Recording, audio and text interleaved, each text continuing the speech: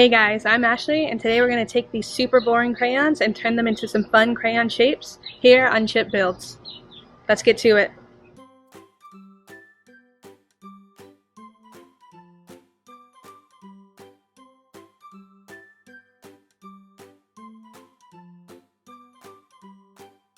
For this project, you're going to need some silicone molds, some crayons, an X-Acto knife,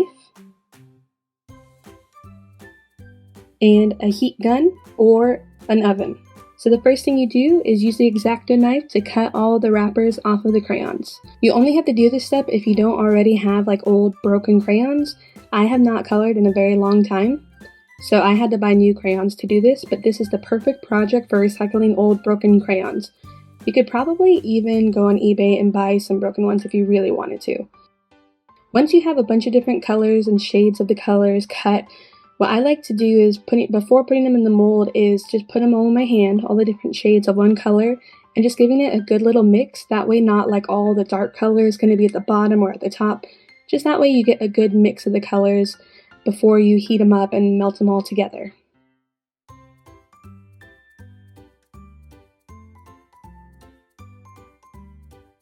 Next, you just take the heat gun and be patient. I put it on its lowest setting. You could also use a hairdryer if you wanted to, but I think it would take a lot longer. You can use the higher heat setting, but what I found when doing that, a lot of splatter was happening and that just didn't seem safe to me. So I stuck with the lowest setting and I just took my time and really went for it to try to mix these up.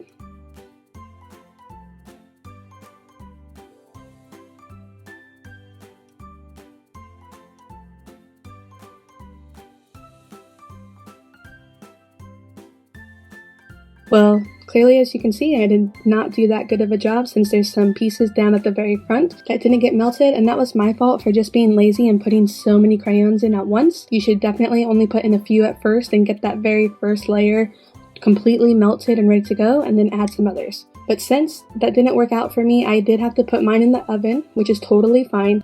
You just need to make sure that your oven is set to the lowest setting it can possibly go. But you want to be anywhere from 150 degrees to 200 degrees. You don't want to go any higher than that, and it took about 20 minutes to fully melt them.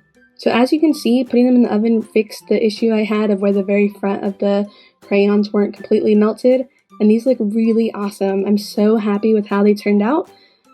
They're a lot of fun, and you can just do any kind of crazy color combinations. You can just put all of them in there and make like a super dark black, or you can make, just different shades, and it's kind of cool because you got some like reddish pink, you got some orangish red, so it's just really cool. Don't do brown though if you're going to do these Easter eggs because it did kind of just end up looking like poop. But the ice cream ones were a lot of fun as well, and that's just the same process as what we did for the eggs. And as you can see, I had some leftover crayons, so I had to do Boba Fett, and I definitely also had to do Darth Vader. Darth Vader was kind of hard because you only get like one black crayon per box, so I had to mix it with some of the darker grays and silvers.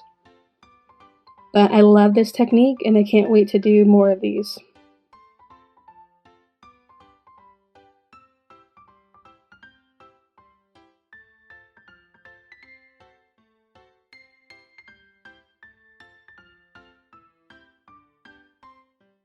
Well guys, thank you so much for watching. I had a lot of fun making these and I think they came out great. I'm going to give these to my friends' kids to use for this Easter, and they're just a lot of fun, and I think this is a super simple project that you guys can do at home, especially right now when everyone's staying home to stay safe. So I hope everyone here is being safe and that you're doing alright, and if you could subscribe to my channel, that'd be great. See ya!